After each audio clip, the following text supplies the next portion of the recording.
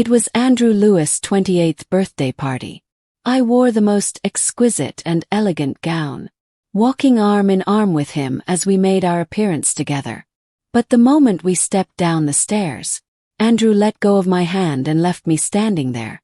Everyone's attention followed him, and I was abandoned in place, forgotten in a corner. Guests began approaching him one after another with gifts.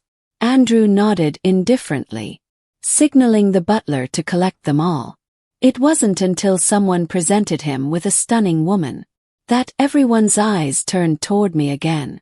Some looked sympathetic, others amused, and many with ridicule. I had seen far too many of those malicious stares over the years. For a moment, Andrew's blank expression faltered.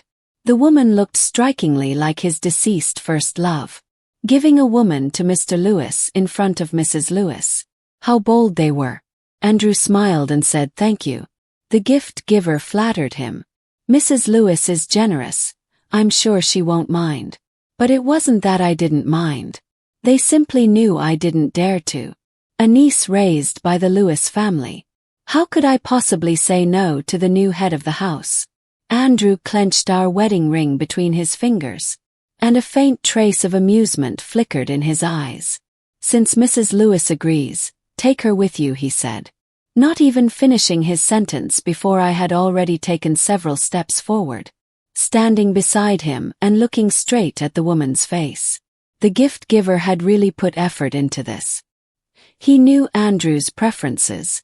Suddenly I felt exhausted.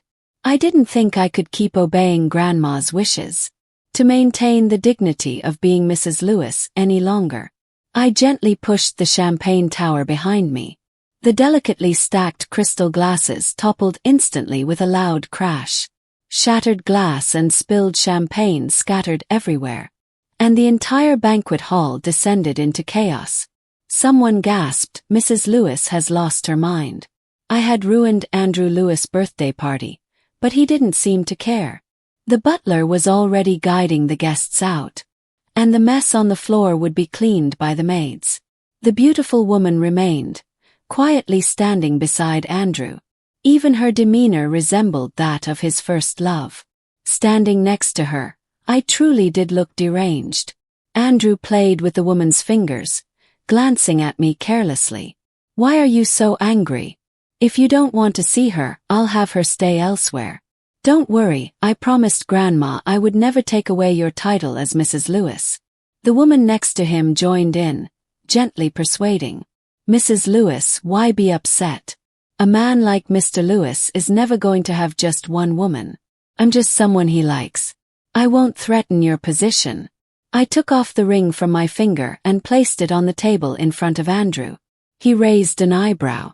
Here's your ring back. He picked it up and tossed it into the air. The diamond sparkled as it turned mid-air before falling back into his hand. Then he casually threw it behind him, straight to the woman. It's yours now. A diamond ring worth millions. Mrs. Lewis doesn't want it anymore. He stood and let out a cold laugh. Tell the butler to find a few etiquette teachers for Mrs. Lewis. I don't want to see such disgraceful behavior again. After taking a few steps, he turned back and threw his own ring onto the ground. It rolled across the floor and came to a stop by my feet. If you're throwing away rings, then let's throw them all away. Andrew left with his people. The roar of the car engine as he drove off was especially loud in the night. The butler beside me sighed and said, Ma'am, why did you have to make him angry? No, he holds resentment toward you. I picked up the ring by my feet and tossed it into the trash. Uncle James, you should go back to work. Don't worry about me. The butler let out another sigh and left. I went upstairs alone, changed out of the elaborate and delicate gown and into a plain, white t-shirt. I pulled out my suitcase and started taking every piece of clothing that clearly belonged to me from the wardrobe and packing it. Other couples might fight and still have to consider divorce agreements. But between me and Andrew Lewis, all we had left was a pair of matching rings. No one would have imagined that the grand, city-shaking wedding of the century hadn't even ended with a marriage certificate. I still remembered exactly what Andrew had said at the wedding that day. On my household registration, the only name that could appear was Willis. My name is Emily Hayes. You should never have married me, Andrew once told me. But what could I do? I still married him. I married the man I had loved for 7 years since I was a teenager, thinking that one day I could win him over. But in the end, I just became a Mrs. Lewis in name only, someone everyone saw but no one respected. When I dragged my suitcase out the door, the entire villa was silent. It reminded me of that rainy night when Grandma had just brought me back home. 13-year-old Andrew had stood on the staircase, looking down at me with cold eyes. But he still turned and went into the kitchen to bring me a warm glass of milk. I booked a flight 6 hours in the air, then 3 hours by car to return to a remote town in the south. They say people want to return to their roots as they grow older. But in truth, even those without a home long for some place to return to, even if that hometown no longer held a single family member. I rented a small courtyard house in town. The local dialect sounded both familiar and foreign. I'd left when I was young and had lived in North City ever since. I'd already forgotten how to speak properly. The people in the neighboring courtyard were also outsiders, just ones who'd come a little earlier than I had. One day while shopping for groceries, I couldn't understand the old lady's dialect at the stall, and a man stepped in to help me out. The next day I made sweet corn cakes to thank him for his help. That was when I learned he was a painter, here on a creative retreat.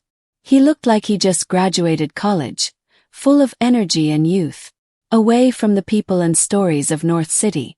In this simple and genuine environment, I was suddenly reminded I was only 25. And yet, living in the Lewis household as Mrs. Lewis had made me carry myself like someone far older. I bought flowers from the street and filled my courtyard with roses. Next to the flower bed, I placed a small rocking chair. Though modest, everything was exactly what I liked. The Lewis family garden had always been filled with yellow roses, Willa's favorite. Inside the glass conservatory sat an expensive piano. One Andrew had custom made for her. No one else was allowed to touch it.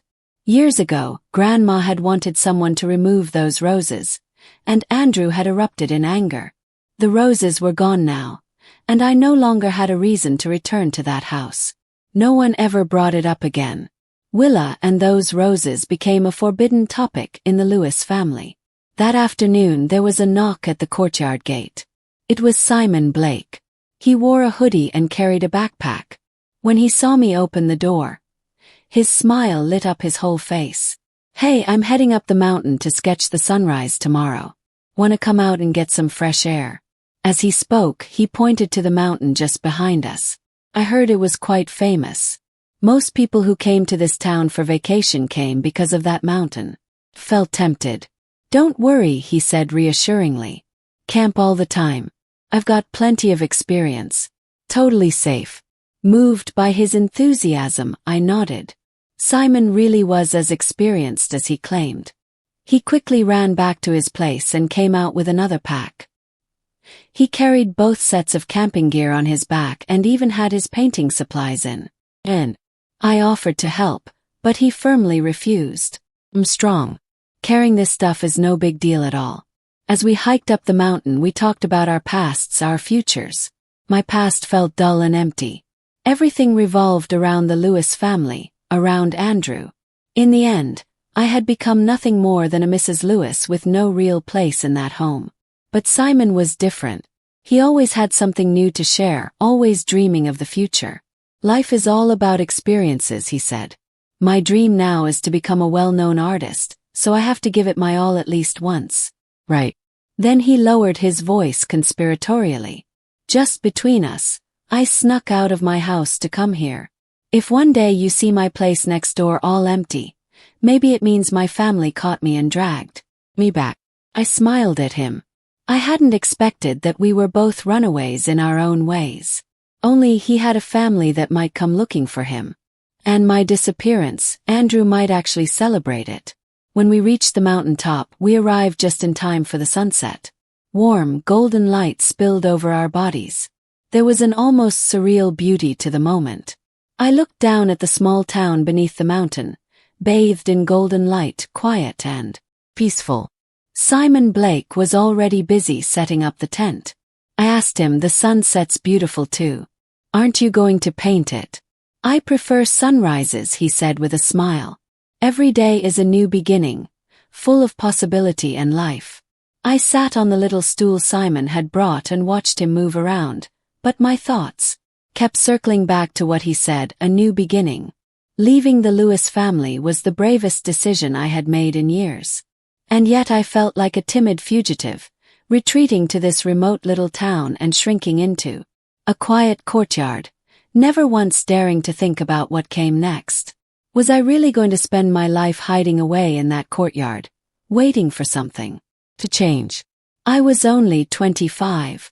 There should be endless possibilities ahead. Simon finished setting up the tent and handed me some food and water. Then he flopped casually onto the mat next to mine, hands behind his head, staring up at the sky now blanketed in stars. "You should try watching the stars like this, it feels totally different." In the Lewis household, I was always expected to maintain perfect etiquette. Everything I did had to be fitting of a Mrs. Lewis. The phrase I heard most often was, "Madam, you can't do that." I had never even imagined lying down to watch the stars. But Simon didn't give me time to hesitate. He reached out and pulled me off the stool with one swift tug. "Come on, lie down," he said. I didn't protest. For once I didn't hold back. And once I lay down, the starry sky felt impossibly close, as if I could reach out and touch it. Simon and I lay there under the vast sky, talking about everything and nothing. And in that moment I made a decision to stop running and start walking forward. Running away had only ever been a form of avoidance. It was time for me to meet new people, to explore the bigger world outside, until the day came when even if he stood right in front of me, he would mean absolutely nothing. Later that night I fell into a deep sleep. Even though I was in a cheap tent on a mountainside, I felt safer than I had in years. In the early morning haze, I groggily stepped out of the tent. Simon had already built a simple wooden frame for flowers, and his expression had grown more focused. The rising sun painted everything in soft golden hues, warming every inch of my skin. As I looked toward the horizon where the sun was rising, I felt it. This was the beginning of something new. "Don't move," Simon said suddenly, excitedly. Startled, I froze in place. I could only glance at him from the corner of my eye. He had clearly decided I'd be his model. By the time he finished painting, my neck was sore from holding still for so long. "Being a model's no joke," I muttered, rubbing the back of my neck. "I'll help with that," Simon offered, his hand already reaching up to massage me. He was strong and his touch relaxed me instantly. I closed my eyes, enjoying the moment. On the way down the mountain, Simon chattered non-stop about the inspiration he'd gotten. I saw the painting later. I honestly thought it looked beautiful, though I couldn't really understand all the artistic details. As soon as we got back, Simon disappeared into his own courtyard, probably to keep working. I turned on the TV, and the moment Andrew Lewis's face appeared on the screen, I instinctively took a step back. I was about to change the channel, but my hand stopped midway. I found myself relieved I had made my decision last night. Andrew appeared on television all the time. It was impossible to avoid him forever, not on TV, not online. In the interview, he didn't look any different. When asked about the rumors of marital trouble, he simply responded with a cold expression. "My wife's just upset. She'll come back after taking a break." Everyone envied me, a girl with no family of her own, taken in by the Lewis matriarch, and eventually married to Andrew Lewis. They all said it must have been a blessing earned from a past life. But only I knew what it meant to be invisible, ignored, resented by Andrew. All I had was the empty title of Mrs. Lewis, a shell of a person with no roots in that house. Every year, when the yellow roses bloomed, Andrew would have the staff cut them and place them in vases all around the house. The grand piano in the glass conservatory was wiped clean daily by the maids. Willow was gone, but Andrew made sure I was reminded of her presence in every possible way. Someone in the interview asked, "Is it true you had a fight with Mrs. Lewis because of your assistant, the one who's been spending a lot of time around you lately?" Andrew frowned impatiently and instinctively reached for his wedding ring, but there was nothing there. That was when he remembered. Emily Hayes had stood her ground this time. She'd returned the ring. She still dared to run off like that. Andrew remembered the call from the butler that day, panicked, saying that Mrs. Lewis had disappeared. When he got home, he found that Emily's side of the closet had been completely cleared. Only his suits were left hanging, lonely and untouched. He knew exactly what this was. She was using her disappearance to pressure him into getting rid of that woman who looked like Willow, because Emily knew what he valued most were the things related to Willow, especially someone who resembled her.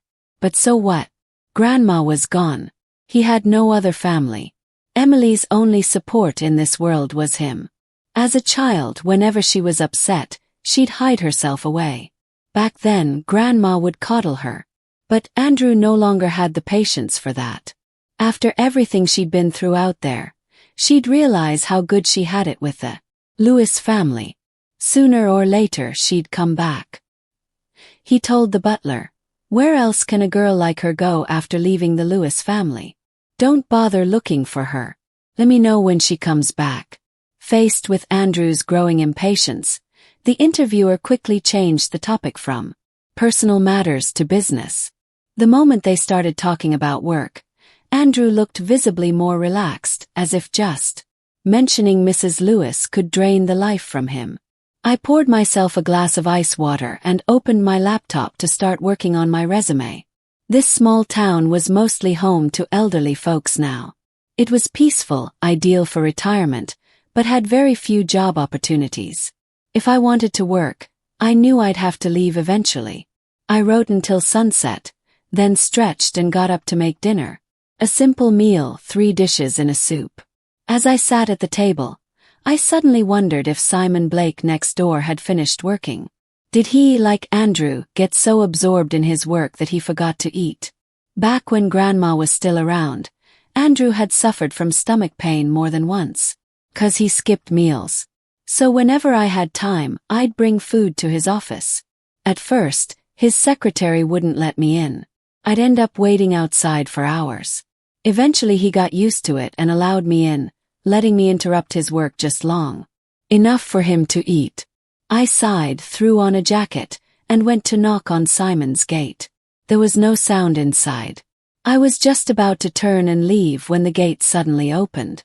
Seeing me standing there, Simon's face lit up with a smile that wiped away the irritation he must have had moments before. "I was just painting you," he said with a laugh. "Didn't expect you to show up at the exact moment I opened the door." He was still holding a paintbrush. There were smudges of paint all over his clothes and even on his face. He looked a little messy, but his smile was so bright that the paint only added to his charm like highlights on a canvas. "You haven't eaten yet, have you? Want to come over to my place for dinner?" At my invitation, Simon clutched his stomach and said dramatically, "I'm starving." "You really do take care of me, huh? I'll go put this brush down first." Over the next few days, Simon and I seemed to develop an unspoken rhythm. He'd come over every day for a meal and help clean up afterward.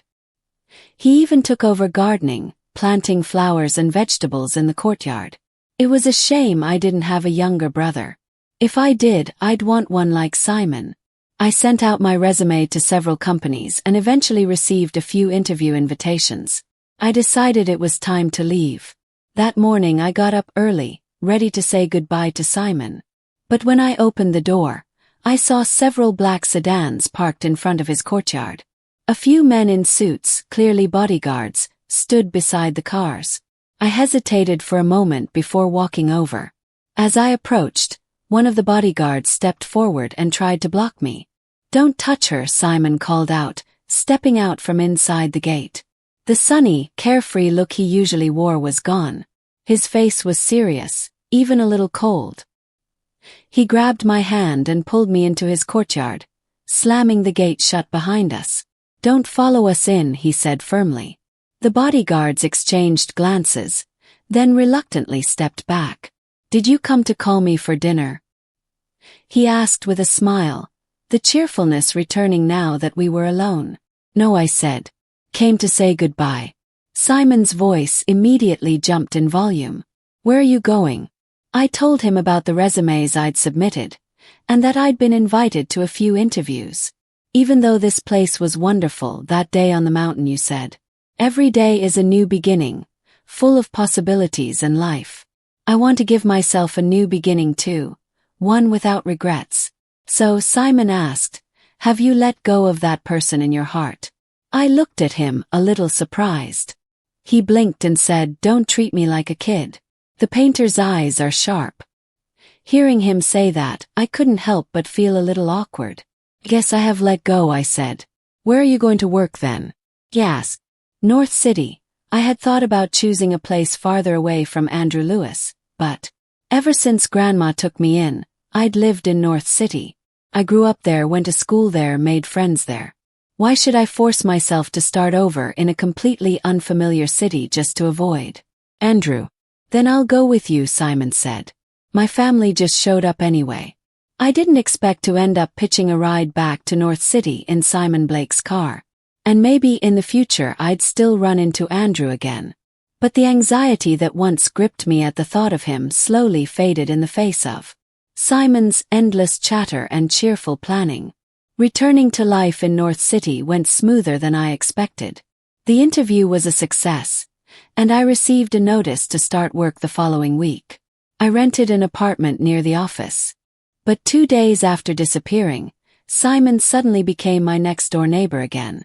I stepped outside to take out the trash and saw several workers moving furniture into the apartment next door. A quick glance, and I spotted Simon inside, tall and lanky, directing them on where to place everything. "What are you doing here?" "Yes. I was planning to surprise you," he grinned, "but I guess you found out." Simon casually bent down and took the trash bag from my hands. "I missed your cooking, so I came back to be your neighbor and mooch meals again." His sudden reappearance did feel like a pleasant surprise, in a place where everything still felt unfamiliar. Having him next door brought a sense of security. "Then I'll cook a few dishes tonight to celebrate your move." For convenience, we ended up deciding to eat hot pot at home. The spicy red broth bubbled loudly. Simon picked out a freshly cooked piece of tripe and placed it in my bowl. I took one bite and immediately felt the heat burn my mouth, making me gulp several sips of a nearby drink to cool down. "You can't handle spice?" he asked in surprise. "I thought you loved hot pot." "I do, maybe I'm just out of practice, it's been a while." How long had it been since I'd had hot pot? I couldn't even remember. Used to be my favorite. When Grandma was around, we'd always eat it together. She preferred clear broth, and I loved it spicy. One time, Andrew had worked overtime and stayed late at the office. The food I brought had gone cold, and it had just started to snow outside. I suggested we go out to eat, and I took him to a hot pot place. He had always preferred lighter flavors, so I ordered a divided pot, half mild, half spicy. But during the entire meal, he was focused on his phone, replying to emails. From the way home, he told me, "Let's not eat that again. The smell gets all over everything." And just like that, I never had spicy hot pot again. But when you go without something for too long, even your taste buds forget how to handle it. Luckily, it didn't take long for me to break a sweat, and with it, I rediscovered the joy of eating hot pot. After dinner, Simon cleared the table, cleaned the kitchen, opened the windows to let in fresh air, and even took the trash with him when he left. If back in North City was more peaceful than I had imagined. The media didn't mention the long-absent Mrs. Lewis, and no one from the Lewis family came looking for me. I'd never been important enough to draw attention anyway. Instead, the tabloids were now more curious about Andrew's ever-present assistant. I swiped past a few paparazzi photos on my phone and couldn't help but feel bitterly amused. Did Andrew really love Willa that much? In the photos, Andrew bent down to let the woman adjust his tie. When they got in the car, he shielded her head carefully. On rainy days, she held the umbrella high above him, though the angle always favored. Or was love really so easy to redirect, just because of a similar face? Andrew had always done a good job of keeping Willa's memory protected. There had never been a single leaked photo. Everyone was now speculating that I had been completely abandoned by Andrew Lewis. If I were still in the Lewis household, maybe I'd be waiting for a husband who never came home. But now I was busy reviewing proposals, attending meetings, tackling everything head. Simon, I said, I told you can't just keep using that puppy dog look on me. I pushed away the head leaning on my shoulder, but Simon Blake slid my laptop farther from me in protest. There's a whole handsome guy sitting right here, he said with mock indignation, and you're spacing out over some old man. It was the first time I'd heard anyone refer to Andrew Lewis as an old man. If he ever found out, just imagining his reaction made me burst out laughing. By the time I finished laughing and looked up, Simon's expression had turned unexpectedly serious. Is he the one who hurt you before? Yes. Andrew Lewis from the Lewis Group. I know him, he added. I looked at him a bit surprised. In my memory, I had never seen Simon at the Lewis estate. When I was a kid, my mom told me to call him Uncle, Simon said. That broke me, I couldn't hold it in. I clutched my stomach, collapsed onto the couch, and laughed uncontrollably. Haha, he's only 4 years older than you. And you called him Uncle? Really? Simon reached over and pinched my cheek. He just looks older. It was true. Andrew had been involved in the family business from a young age. That kind of responsibility made him seem more mature than his peers, so I guess calling him Uncle wasn't entirely off. So you're the missing Mrs. Lewis, Simon said, suddenly leaning in close. His face filled my vision, and I realized I'd somehow ended up resting my head on his lap while laughing. I tried to push him away and sit up, but for once, Simon didn't back off. His eyes stayed fixed on mine, as if he wasn't going to let me off without an answer. Fine, I said, then I'm your mistress, the one you're hiding away. Simon immediately burst into laughter at his own joke. Don't talk nonsense, I said, swatting him lightly. Besides, I've already left Andrew. I returned the ring too. Then I'll get a lawyer, you two can divorce tomorrow. No need, we were never legally married. I gave a bitter smile. No marriage certificate, so no divorce either. The only tie between us had been that ring, a symbol of a marriage that never really existed. Maybe I'd been Mrs. Lewis for so long, even Andrew had forgotten we never actually registered a marriage. Well then, Simon said, why not help me register one? I stared blankly at the bright red marriage certificate in my hand. Back then, I thought the name on it would be mine and Andrew's. I never imagined the groom would be someone else. Last night, under Simon's relentless persuasion, I agreed to help him fake a marriage to appease his family. He took the certificate from my hand. I'll take this back to show my parents, or else my mom will keep thinking I'm lying. This marriage felt completely surreal. 3 years ago, I had a grand wedding with all the pomp and circumstance, but no legal proof. It was a show for others, a facade of happiness. Now I had the certificate but no ceremony, and yet I felt something solid inside me, like I had finally landed. Maybe because when there are no expectations, there's no disappointment either. Simon returned home with the marriage certificate and came back with good news. His parents had finally agreed to let him hold an art exhibition. This time it's work I'm actually proud of, he said. A month later, Simon's art exhibition opened successfully. I had to work overtime that day and didn't get off until almost 8 p.m. When I arrived at the venue, I caught a glimpse of a familiar silhouette near the exit. It looked a lot like Andrew Lewis from behind. I shook my head. Must have just been someone with a similar build. Inside, many of the paintings looked familiar. A few excited girls rushed past me, holding art books. Quick, Simon Blake is just up ahead. We have to get his autograph this time. I heard this is his last exhibition. If we miss it now, we'll never get another chance. Their chatter made me look up. Sure enough, there was Simon. Tall and unmistakable. His head slightly bowed as he patiently signed autographs for the people in front of him. I had thought this was his first exhibition. Why would it be his last? I glanced around and noticed a display near the entrance describing Simon's career. Turned out he was already a well-known artist, with national tours and many of his works auctioned for incredible sums. I stood frozen, suddenly unsure whether I should walk over. The Simon in that biography didn't seem like the same one who pouted for my cooking and teased me over dinner. I quietly slipped out, and as I stepped outside I saw Andrew Lewis on the roadside, frowning, as he spoke into his phone. So I hadn't been mistaken. Andrew was calling the same number he had never once dialed in the past. Even though he knew all he would hear was the automated message, "The number you have dialed is no longer in service," he still called. Because beyond that one number, he didn't know who else to reach out to. He thought of the side profile he saw earlier at the gallery, and an inexplicable anxiety gripped him. What he'd once considered a blessing, Emily Hayes's background, was now his deepest regret. She had no family and painfully few friends. In this world, Emily had no one to rely on. Only Andrew and the Lewis family could be considered her foundation.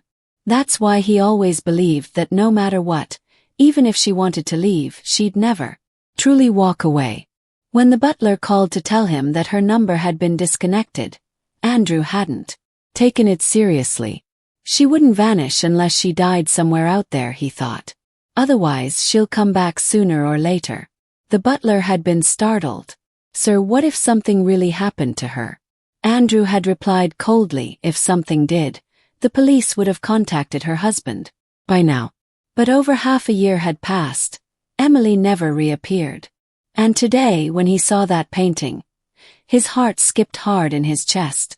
The woman in the painting looked so much like Emily, yet also somehow different. Her eyes had more life than the rising sun behind her. Bright and dazzling, so much so that one couldn't look straight at her. That wasn't the Emily he remembered. The Emily he knew was like a pool of still, lifeless water. Even a clay doll had more temper than she did. Emily was made of water, squeeze her lightly, and not only would she not fight back, she wouldn't even say a single angry word. When bullied to the extreme, she'd just go hide. He had once seen her crying alone by the glass conservatory. When she heard his footsteps, she darted away like a frightened kitten, disappearing into her room. That kind of timid, invisible presence. He had hated it the most. She was supposed to be Mrs. Lewis, yet she only knew how to put on a front in public. Back home, she reverted to her powerless self. Now he wanted to buy that painting to hang it in her room, make her look at it every day. Maybe some of that vitality would eventually rub off on her. But Simon Blake had told him, "That's the portrait I'm proudest of, it's of my wife. I'm sorry, but I can't part with it." Hearing that, Andrew felt an unexpected wave of relief. So the woman in the painting wasn't Emily. But the moment he left the exhibition, he felt an overwhelming need to find her. He had been angry for too long. Wasn't it time for her to come home? After yet another round of robotic error messages, he lost patience.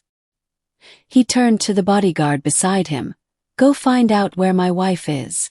And once you do, bring her back immediately." The Lewis bodyguards knocked on the door, just as Simon was setting the table in the dining room. The moment the door opened, the men stormed in, only to be blocked by Simon. "Who are you looking for?" he asked. Their eyes fell on me, still holding a spatula. "Ma'am," one of them said, "Mr. Lewis has instructed us to bring you home." It had been so long since I heard someone call me that. The words felt like something from another life. "What are you saying?" Simon shot back. "She's my wife." He shoved the bodyguards back out the door. They exchanged glances before one of them pulled out a phone and called Andrew. "Mr. Lewis," he said cautiously. "Ma'am, it seems she got married." Andrew arrived even faster than I had expected. In just minutes he was standing at the doorway, his expression thunderous. The bodyguard stepped aside. Andrew tried to shove Simon out of the way, but Simon didn't budge. "Move him," Andrew barked. "You're barging into my house trying to take my wife," Simon said, his voice sharp. "Don't you think that's crossing a line?" Andrew finally took a real look at the man blocking him. "So the woman in that painting, that's my wife. Shouldn't I be the one asking you for an explanation?" Simon replied.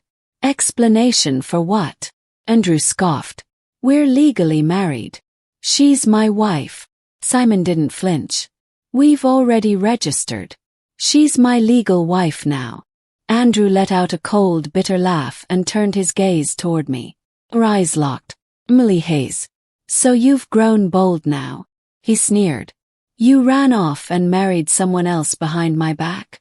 You really thought you could come back like nothing ever happened?" He reached out a hand toward me.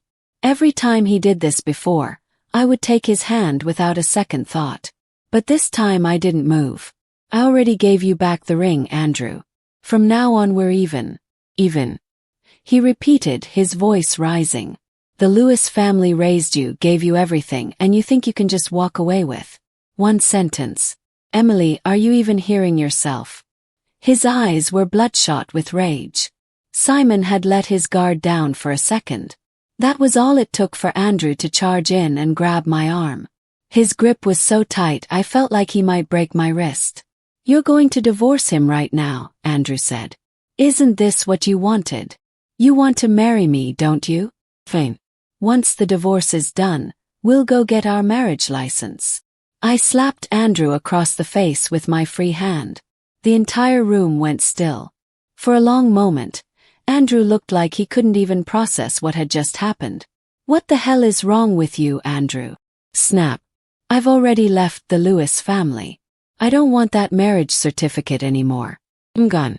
You can take whoever you want back with you. Why can't we just let each other go?" "And why should I let you go?" he barked back. "The Lewis family raised you. If you die, you'll die in our house." Suddenly, Andrew grabbed me and lifted me off the floor. He started toward the door. But before he could make it out, Simon's family's bodyguard stepped out of the elevator and blocked his way.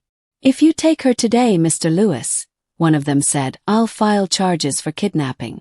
Or do you really think I can't even protect my own wife?" I was still reeling. This wasn't a scene I'd ever imagined. I thought leaving Andrew would bring me peace, maybe even a bit of relief. I'd expected him to be glad when I said we were even. But this mess. Who was he putting on this show for? I didn't know who threw the first punch, but chaos broke out quickly. In the end, Simon and Andrew were actually fighting. Thankfully, Simon won. But Andrew managed to land a punch square on Simon's left cheek. The bruise looked serious. "You're too old for this, Mr. Lewis," Simon said, wincing. "You should probably stop trying to act tough." I tugged on Simon's sleeve, worried Andrew might retaliate later. He'd never been in a fight before, not since we were kids, and now he looked completely disheveled. His bodyguards had bruises too. "You should take him home," I said to them. "And don't come looking for me again." I pulled Simon back inside with me. He was holding his face, his brows furrowed. "Babe," he said dramatically. He really hit hard. "Come see if I'm disfigured." I opened the medicine box. "Stop calling me that. Let me get this treated first." Just as I leaned in, he suddenly turned and kissed me on the lips. "This works better than any medicine," he grinned. "Anyhow, you didn't object to me calling you wife when Andrew was here," he teased. I shoved a bottle of iodine into his hand. "You said this was just a legal arrangement, not a real marriage." Simon beamed with smug satisfaction. "I just wanted to claim a legal title so no one could take you from me. So you tricked me into marriage." I traded going back to work for my freedom to marry," he said playfully. "If that's tricking someone, I gave up my whole life for it. If you divorce me, I won't just lose my wife. I'll be stuck working for the rest of my life, so tragic." That's when I finally understood why he had said this would be his last art exhibition. I poked his bruised cheek. "You're such an idiot." "Then don't leave me," he said softly. At least this way the rest of my life will hurt, but in the best way. I nodded, and just like that Simon pushed his luck. So now that I'm officially your husband, he asked with a grin, can I get a proper kiss? He didn't wait for my answer. His lips were already on mine. The situation spiraled out of control fast. He kissed me like a kid, finally allowed to open his favorite candy. I wanted to push him away, but my body had already melted into his. Don't be scared, Simon murmured. I'll be gentle. And somewhere in the blurry chaos of it all, I finally understood what Simon meant when he said he had stamina. Simon helped me move. He said he didn't want Andrew to come bother us again. So we relocated to a new place. And for a while, things were truly quiet. That was until Simon took me to a bridal shop to pick out a wedding gown. I had no idea we were actually going to hold a ceremony. I've been planning it since the day we got the certificate. Simon told me. When I painted that portrait, I knew. I wanted to see you as the most beautiful bride. He handled every detail of the wedding himself. I only got involved when his mom pulled me aside for opinions on decorations or venues. When we went to Skoyuta Hotel, I ran into Andrew Lewis in the garden courtyard. I tried to turn away to leave quietly, but he saw me first. Emily, he said, stepping forward, please come back, I'll take care of you. For the rest of my life, just like Grandma always wanted. The Lewis family is your home, you grew up there. Are you really going to leave both me and the only home you've ever had? I pulled my hand from his. I lived in the Lewis family home for so many years, I said. But you never treated me like family. I have a new family now, and all I ask is that you don't come looking for me again. Simon's parents adored me, especially after learning I had lost both of mine when I was young. When you no longer have any family left in this world, even the smallest gesture of warmth can feel overwhelming. Mrs. Blake hugged me and cried, heartbroken, saying that from now on she would be my mother. I really loved the home Simon Blake gave me. It was the first time I truly felt like I belonged. In the Lewis family, the only one who ever treated me like family was Grandma. But after she passed, there was nothing left for me to hold on to. I saw Simon coming out and waved to him, running toward him. He helped me into my coat and held me gently in his arms, leaning in as he quietly discussed a few final details with the hotel manager. Behind me, Andrew Lewis stood frozen, his eyes fixed on my back as I walked away, a back that never once turned around to look at him. Bones, Andrew Lewis's perspective. All these years in business, I always believed I was a good judge of people. But somehow I never managed to truly understand the person closest to me, Emily Hayes. I thought she had no one that I could shape her, control her however I pleased. But she went away for a while and came back, breather than ever. When Grandma insisted we marry, I agreed in words, but never actually went to register. I staged a wedding just to please her, and that was it. I deliberately never got the marriage certificate. Emily stayed silent. She didn't go to Grandma to complain. I even kept Willa's favorite yellow roses in the house on purpose just to see the color drain from her face. That was when I realized what she truly cared about. So when a woman who looked just like Willa showed up, I agreed without a second thought. And sure enough, Emily's face turned completely pale. But what I didn't expect was that she'd get angry, that she'd throw away our wedding ring. I always thought of her as a runaway kid, that one day she'd come home again. I never realized that she had grown up right under my nose. She found a job, new friends, and she got married. I waited downstairs thinking the bodyguards would bring her back. Then they told me she was married. I nearly dropped my phone.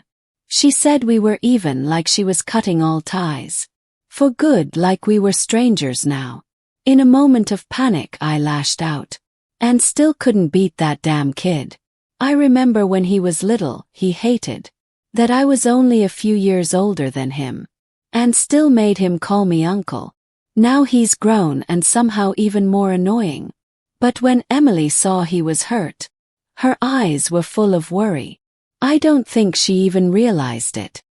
Her gaze was fixed entirely on him. And when she turned to face me, her eyes were full of caution and distance. That's when I suddenly felt it. Like I'd lost something I could never get back. Their wedding invitation ended up in my hands. The photo on the front, those two smiling so brightly, was blinding. Once upon a time we had a grand wedding too. But I couldn't even be bothered to take a proper photo with her. I handed everything off to the butler. Kept myself detached from the entire event. I was more like a guest than the groom. She must have been disappointed. Deeply. All these years I got used to her always being there. I took her care, her silence, her patience for granted. I thought she'd always stay. Only now do I understand. Some people once lost are gone forever. She gave up on the Lewis family. And I was left behind, trapped in it forever. I'm not going to be a man. Thank you for taking the time to read this story. If you enjoyed it, subscribe, like and share in the comments. Remember, history is a witness to the past, a light of truth, a living memory, a teacher of life, a messenger of antiquity, and see you soon.